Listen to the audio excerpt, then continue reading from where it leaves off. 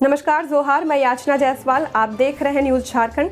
समय हो चुका है झारखंड की खबरों को जानने का, उनसे अपडेट होने का। तो चलिए जानते हैं सुबह से लेकर शाम तक की झारखंड की तमाम बड़ी खबरों को।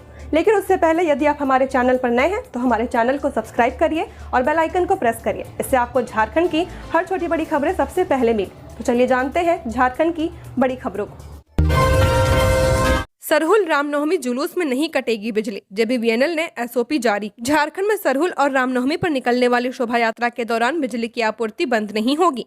झारखंड बिजली वितरण निगम लिमिटेड ने हाईकोर्ट के आदेश के आधार पर त्योहार और शोभा यात्राओं को लेकर मानक संचालन प्रक्रिया जारी कर दी है। एसओपी के अनुसार त्योहारों और जुलूसों के दौरान निर्बाध बिजली की आपूर्ति रहेगी। वहीं जुलूस में झंडे, डीजे और झांकियों की ऊंचाई 4 मीटर लगभग 13 फीट से ज्यादा नहीं होनी चाहिए। इसका मकसद त्योहारों और जुलूस के दौरान बिना बाधा के सुरक्षित बिजली आपूर्ति सुनिश्चित करना और दुर्घटनाओं से बचाव करना है। जेबीवीएनएल ने सभी आयोजकों, समितियों, श्रद्धालुओं और नागरिकों से नियमों का सख्ती से पालन करने का निर्देश दिया है ताकि त्योहार सुरक्षित और शांतिपूर्ण तरीके से मनाया जा सके। विभाग ने नियमों का उल्लंघन करने पर सख्त कानूनी कार्रवाई करने की चेतावनी भी दी है। हजारीबाग प्रशासन पर मंगला जुलूस रोकने का आरोप। विधायक प्रदीप प्रसाद ने दी चेतावनी, रोकेंगे तो हजारीबाग बंद। लोगों में नाराजगी। हजारीबाग में रामनवमी से पहले निकलने वाले पारंपरिक मंगला जुलूस को लेकर विवाद गहराता जा रहा। सदर विधायक प्रदीप प्रसाद ने जिला प्रशासन और राज्य सरकार पर जुलूस को जानबूझकर रोकने का आरोप लगाया। उन्होंने साफ कहा कि यदि मंगला जुलूस को रोका गया तो गुरुवार को पूरे हजारीबाग में बंद का आह्वान किया जाएगा। विधायक ने आरोप लगाया कि प्रशासन कई स्थानों पर जुलूस को रोक रहा है और बाजा गाजा हटाने का निर्देश दे रहा, जिससे राम भक्तों की धार्मिक भावनाएं आहत हो रही हैं। दूसरे मंगलवार को निकले मंगला जुलूस में इस बार अपेक्षाकृत कम भीड़ देखने को मिली है। इसे लेकर शहर के कई इलाकों में नाराजगी का माहौल रहा। स्थानीय लोगों का कहना है कि मंगला जुलूस हजारीबाग की सालों पुरानी धार्मिक परंपरा का हिस्सा है। इसे सीमित या बाधित करना आस्था के साथ खिलवाड़ है। हर साल होली के बाद पड़ने वाले मंगलवार को यह जुलूस निकाला जाता है, जिसमें ढोल नगाड़े और बाजा गाजा के साथ राम भक्त सड़कों पर निकलते हैं। पूरा शहर धार्मिक माहौल में रंग जाता है। विधायक प्रदीप प्रसाद ने प्रशासन को कड़ी चेतावनी देते हुए कहा कि शहर की सांस्कृतिक और धार्मिक परंपराओं के साथ किसी भी तरह का हस्तक्षेप बर्दाश्त नहीं किया जाएगा।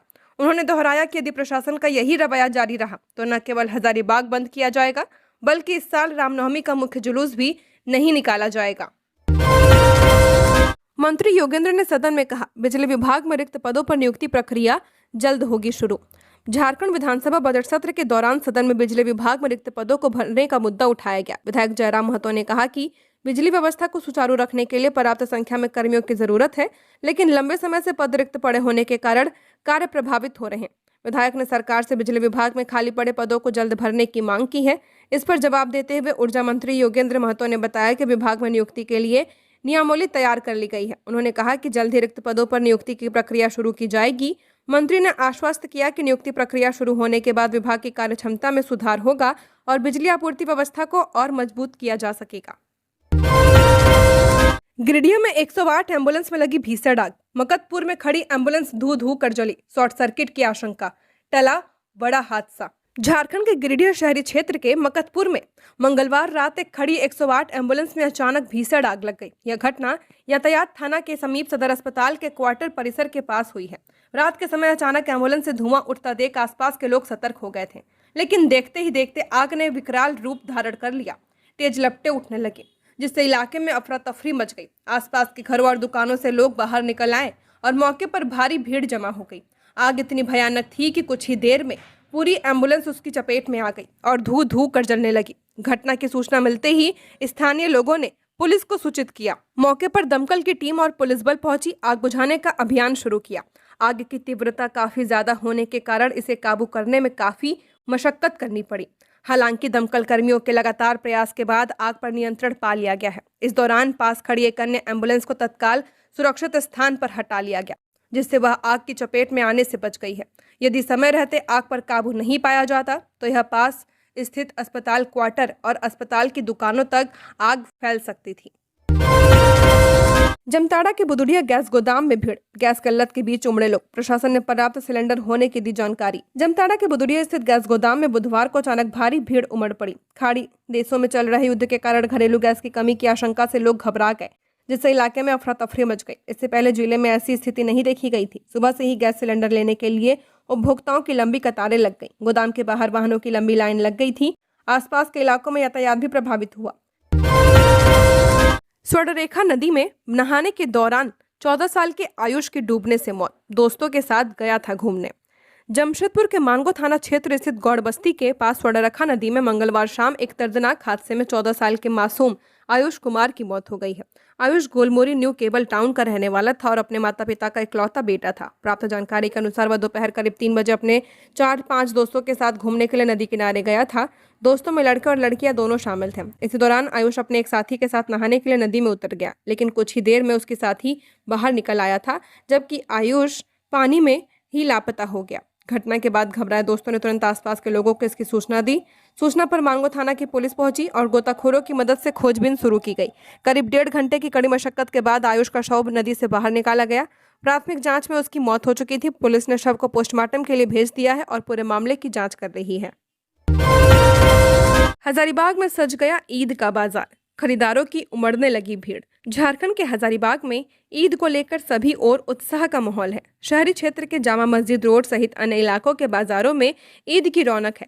लोग कपड़े, जूते, चप्पल, टोपी, इत्र के बाद सेवई की खरीदारी में जुट गए हैं। बच्चे और महिलाओं की भी बाजारों में भीड़ देखी जा रही। चारों ओर ईद की खुशी है। बाजार में महिलाओं के लिए कई तरह के कपड़ों की दुकान के साथ साथ चूड़ियां और अन्य जरूरी सामान उपलब्ध हैं। खरीदारों पर महंगाई का कोई असर नहीं है। शाम के समय बाजारों में लोगों की भीड़ बढ़ रही है। लोग देर रात तक खरीदारी कर रहे हैं। नन्हे मुन्ने बच्चों में भी ईद को लेकर खासा उत्साह है। अपने अभिभावकों के साथ वो भी खरीदारी कर रहे हैं। गली मोहल्ले में देर रात तक दुकान खुल रही है। इसके लिए बाजारों को आकर्षक ढंग से सजाया गया है।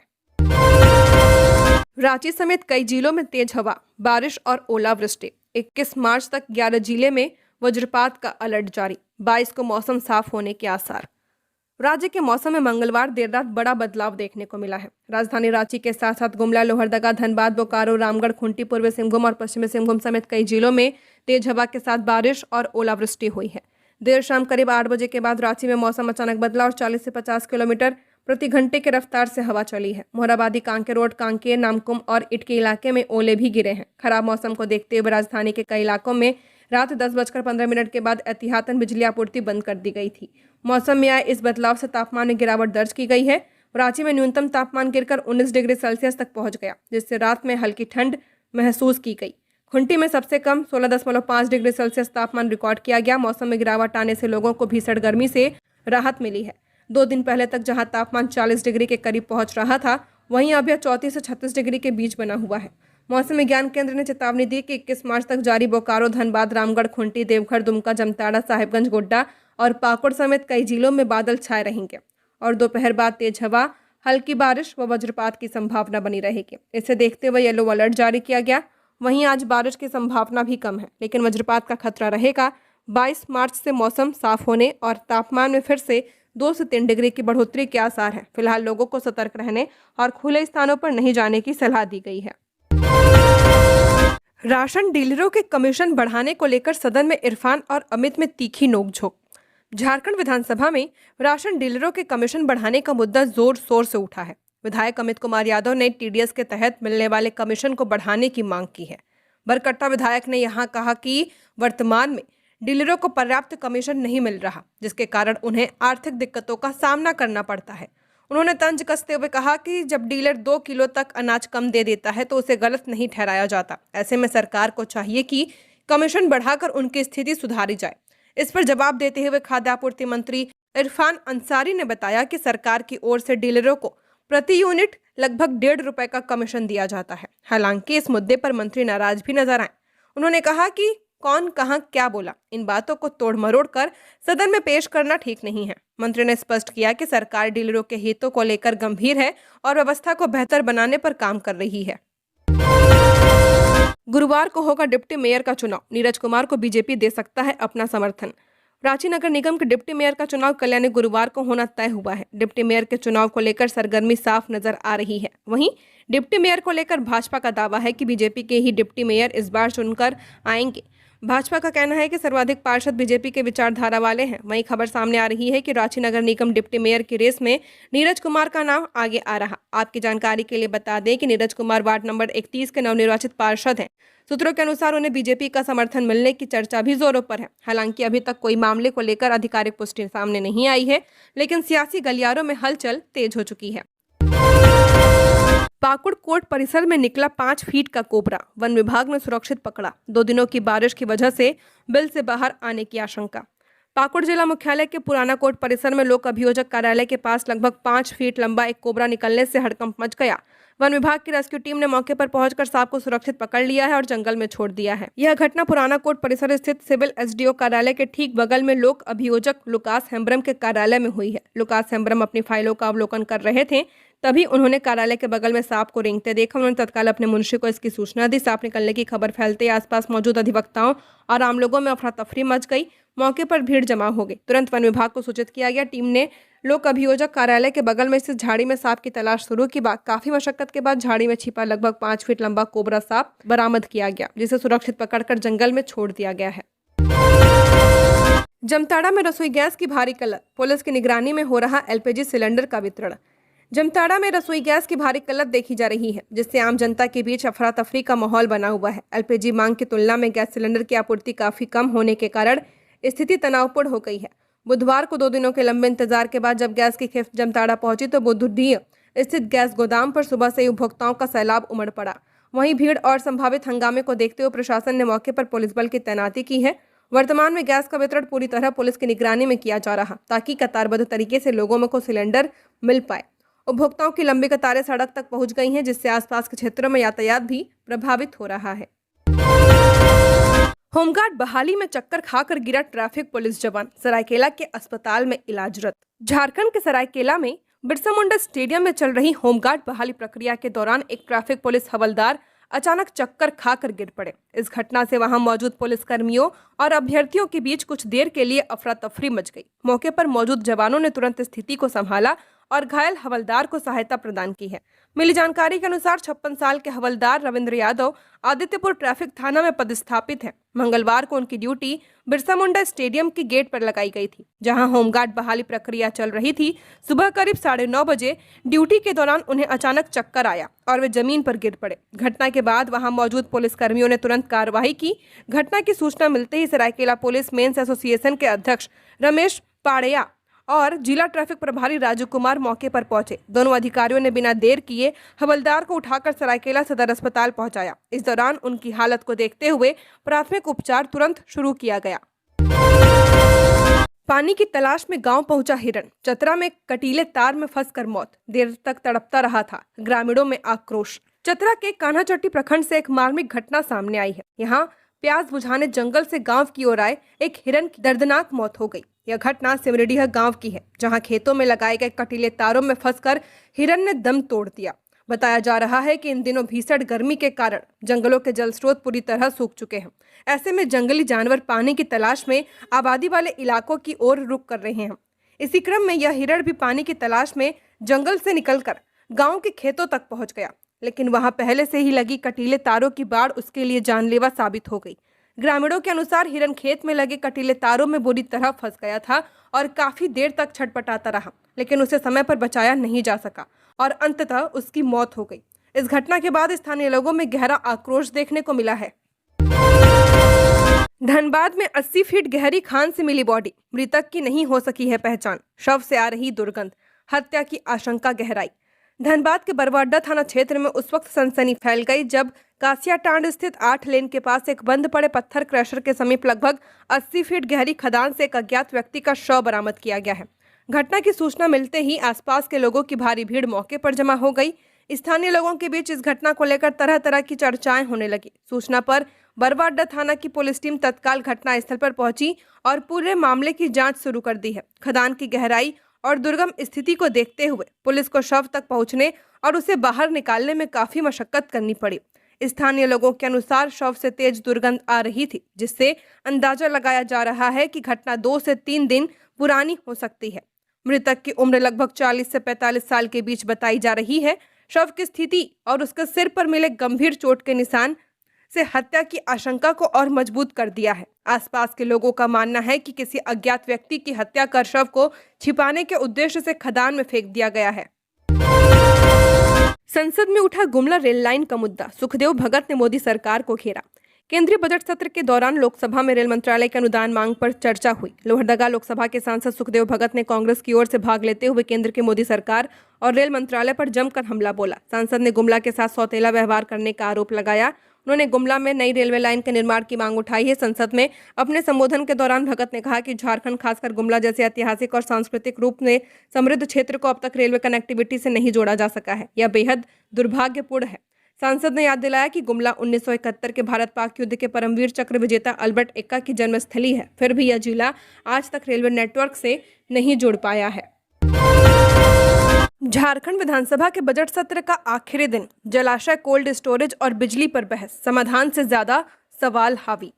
विधानसभा के वर्तमान सत्र के अंतिम दिन बुधवार को राज्य के बुनियादी मुद्दों पर जोरदार बहस देखने को मिली है। चर्चा के केंद्र में जल संरक्षण, कृषि भंडारण और बिजली विभाग की कार्यप्रणाली रही। इस दौरान लातेहार के चंदवा स्थित जगराहा डैम का मुद्दा खास तौर पर उभरा है। विधायक सरयू राय ने इस प्राकृतिक जल स्रोत के संरक्षण की आवश्यकता पर जोर दिया। उन्होंने बताया कि यह डैम भूगर्भीय स्रोत से 24 घंटे स्वच्छ पानी देता है, जो अपने आप में दुर्लभ है। उन्होंने इसे गहरा कर संरक्षित करने की मांग की है, लेकिन विभागीय नियमों ने इस दिशा में अड़चन पैदा कर दी। जल संसाधन विभाग ने स्वामित्व का हवाला देकर जिम्मेदारी से दूरी बना ली है, जिससे यह सवाल खड़ा हुआ कि प्राकृतिक संसाधनों के संरक्षण में नियम कितने कारगर हैं।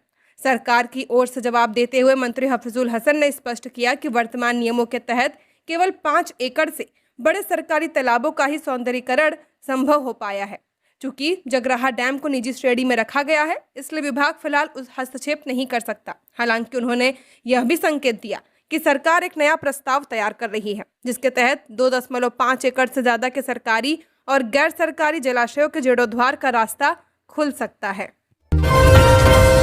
धान क्रय को लेकर सदन में इरफान का बयान, भवनाथपुर में किसान से ज्यादा नेता हैं। भवनाथपुर विधायक अनंत प्रताप देव द्वारा गढ़वा जिले में धान क्रय का लक्ष्य बढ़ाने और किसानों के बकाया भुगतान की मांग उठाए जाने पर मंत्री डॉक्टर इरफान अंसारी ने तीखी प्रतिक्रिया दी। कहा कि भवनाथपुर क्षेत्र में किसानों से ज्यादा नेता हैं। हालांकि उन्होंने किसी का नाम नहीं लिया, लेकिन उनका इशारा भानु प्रताप शाही की ओर माना जा रहा। विधायक ने अपने सवाल के माध्यम से सरकार से आग्रह किया कि गढ़वा में अधिक किसानों से धान खरीदा जाए, बकाया भुगतान जल्द किया जाए और बायोमेट्रिक प्रक्रिया को लागू कर पारदर्शिता सुनिश्चित की जाए। उनका आरोप था कि जिले के आधे से ज्यादा किसानों का धान अब तक नहीं खरीदा गया। इस पर मंत्री इरफान अंसारी ने सरकार का पक्ष रखते हुए दावा किया कि गढ़वा में धान क्रय का लक्ष्य 2 लाख क्विंटल था, जबकि अब तक लगभग 2.5 लाख टन धान की खरीदी की जा चुकी है। उन्होंने कहा कि सरकार किसानों के हित में लगातार काम कर रही है और आगे भी धान क्रय की प्रक्रिया जारी रहेगी। झारखंड पुलिस बड़ी कार्रवाई को तैयार, इंग्लैंड से ड्रग माफिया को पकड़ लाएगी झारखंड। झारखंड में बीते कई महीनों में तेजी से फैल रहे ड्रग और नशा तस्करों पर अब पुलिस ने शिकंजा कसना शुरू कर दिया है। नशा तस्करों के खिलाफ पुलिस की टीम लगातार कार्रवाई करती हुई नजर आ रही है। वहीं इसी बीच एक बड़ी खबर निकल के सामने आ रही है। झारखंड पुलिस अब पंजाब मूल के तस्कर दलजिंदर सिंह के खिलाफ बड़ी कार्रवाई करेगी और उसे इंग्लैंड से गिरफ्तार कर झारखंड लाएगी, जिसे देखते हुए झारखंड पुलिस ने अपनी कानूनी प्रक्रिया शुरू कर दी है।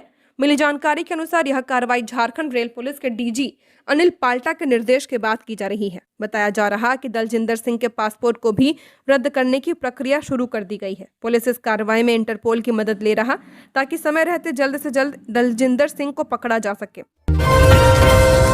मां छिन्नमस्तिका मंदिर परिसर सौंदर्यीकरण में हाईकोर्ट ने डीसी से कहा, आदेश का अनुपालन सुनिश्चित कराएं। झारखंड हाईकोर्ट में बुधवार को रामगढ़ स्थित मां छिन्नमस्तिका मंदिर परिसर के सौंदर्यीकरण से संबंधित मामले में कोर्ट के आदेश का अनुपालन करने को लेकर दायर अवमानना याचिका पर सुनवाई हुई है। सुनवाई के दौरान हाईकोर्ट के न्यायमूर्ति सुजीत नारायण प्रसाद की अध्यक्षता वाली खंडपीठ के समक्ष रामगढ़ डीसी हाजिर हुए। उनकी ओर से कोर्ट को बताया गया कि आदेश के अनुपालन के तहत कुछ कार्य किए गए हैं और कुछ बचे हैं। करीब 8 चेंजिंग रूम बनाए गए हैं और मंदिर परिसर के आसपास स्ट्रीट लाइट की व्यवस्था की गई है। डीसी ने बताया कि मंदिर के आसपास के क्षेत्र को स्वच्छ रखना और उसकी उचित सफाई के लिए कुछ कंपनियों के साथ एमओयू किया गया है। इसके बाद कोर्ट ने अगले सुनवाई में पर्यटन सचिव और रामगढ़ डीसी दोनों को हाजिर रहने का निर्देश दिया है। कोर्ट ने दोनों अधिकारियों से आदेश के अनुपालन के तहत किए गए कार्यों के संबंध में रिपोर्ट मांगी है। अब मामले की अगली सुनवाई 25 मार्च को की जाएगी। CUET PG 2026 17 मार्च को परीक्षा शांतिपूर्ण संपन्न। करीब 36,400 अभ्यर्थी हुए शामिल। राष्ट्रीय परीक्षा एजेंसी द्वारा आयोजित कॉमन यूनिवर्सिटी एंट्रेंस टेस्ट 2026 के तहत 17 मार्च को आयोजित परीक्षा सफलतापूर्वक और शांतिपूर्ण तरीके से संपन्न हुई है। एजेंसी के अनुसार इस दिन लगभग 36,400 अभ्यर्थियों ने परीक्षा में भाग लिया है। परीक्षा 3 शिफ्टों में आयोजित की गई, जिनमें कई विषयों के उम्मीदवार शामिल हुए। इस शिफ्ट में जियोफिजिक्स, बीएड, भाषाएं, हार्टिकल्चर और सिविल, स्ट्रक्चरल व ट्रांसपोर्ट इंजीनियरिंग जैसे विषयों की भी परीक्षा हुई है। सदन में मंत्री हफीजुल हसन की घोषणा, अब 2.5 एकड़ के तालाबों का भी होगा जीर्णोद्धार। झारखंड विधानसभा में चंदवा स्थित जगराहा डैम के मुद्दे पर चर्चा के दौरान जल संसाधन विभाग की नई योजना की जानकारी सामने आई। विधायक सरयू राय ने डैम की स्थिति को लेकर सरकार से कई सवाल पूछे। विधायक ने सदन में कहा कि टोरी रेलवे स्टेशन के पास एक प्राकृतिक भूगर्भ जल स्रोत है, जहां से लगातार स्वच्छ पानी निकलता है और करीब 3 किलोमीटर दूर स्थित जगराहा डैम में जाकर जमा होता है। उन्होंने यह भी बताया कि यह डैम चंदवा क्षेत्र के लिए जलापूर्ति और मत्स्य पालन दोनों के लिहाज से काफी महत्वपूर्ण है। सदन में यह भी मुद्दा उठाया गया कि पिछले कुछ सालों से जगराहा डैम प्लास्टिक, गाद, जलकुंभी और कचरे से भरता जा रहा, जिससे इनकी गहराई कम होती जा रही और जलमार्ग सकरा होता जा रहा। सरयू राय ने कहा कि डैम की सिंचाई लगभग 2 हेक्टेयर क्षमता की है। इसके कारण इलाके का भूजल स्तर भी संतुलित रहता है। उन्होंने डैम में पानी लाने वाले नाले की मरम्मत और सफाई की मांग की है। इस पर जवाब देते हुए जल संसाधन मंत्री हफीजुल हसन अंसारी ने कहा कि संबंधित डैम निजी संपत्ति राजा की जमीन में आता है, इसलिए विभाग सीधे तौर पर कार्य नहीं कर सकता। उन्होंने बताया कि विभाग की वर्तमान नीति के अनुसार 5 एकड़ से बड़े तालाबों का ही सौंदर्यीकरण और जीर्णोद्धार किया जाता है। आउटसोर्सिंग नियुक्ति पर सदन में तीखी बहस। प्रदीप यादव ने पैसे लेकर नौकरी देने का लगाया आरोप। झारखंड विधानसभा बजट सत्र के दौरान सदन में आउटसोर्सिंग कंपनियों के जरिए मैनपावर नियुक्ति में अनियमितताओं को लेकर जोरदार हंगामा हुआ। विधायक प्रदीप यादव के आरोप लगाया कि कई आउटसोर्सिंग कंपनियां युवाओं से पैसे लेकर नौकरी दिलाने का काम कर रही हैं और उनका शोषण हो रहा। विधायक ने कहा कि राज्य सरकार ने आउटसोर्सिंग व्यवस्था को नियंत्रित करने के लिए नियमावली बनाई है, लेकिन उसका पालन नहीं हो रहा। उन्होंने यह भी कहा कि नियुक्ति के नाम पर पैसे मांगे जाने की खबरें मीडिया में भी आई हैं, फिर भी अब तक कोई ठोस कार्रवाई नहीं हुई। इस पर जवाब देते हुए संसदीय कार्य मंत्री राधाकृष्ण किशोर ने कहा कि आउटसोर्सिंग कर्मियों के शोषण को रोकने के लिए कैबिनेट द्वारा स्पष्ट नियमावली बनाई गई है। उन्होंने बताया कि किसी भी विभाग को मैनपावर की जरूरत होने पर जैप IT प्रणाली के माध्यम से पैनल में शामिल एजेंसियों का चयन किया जाता है और फिलहाल 14 एजेंसियां सूचीबद्ध हैं। मंत्री ने कहा कि एजेंसियों का काम योग्यता और अनुभव के आधार पर उम्मीदवारों का चयन कर विभाग को उपलब्ध कराना है। यदि कोई एजेंसी उम्मीदवार से निर्धारित शुल्क के अलावा पैसे मांगती है तो जांच में सही पाए जाने पर उसे ब्लैकलिस्ट करने का प्रावधान है। बोकारो में अवैध गैस सिलेंडर भंडारण का भांडाफोड़। माराफरी से 27 खाली सिलेंडर और रिफिलिंग उपकरण जब्त। बोकारो के माराफरी थाना क्षेत्र में अवैध गैस सिलेंडर भंडारण का भांडाफोड़ हुआ।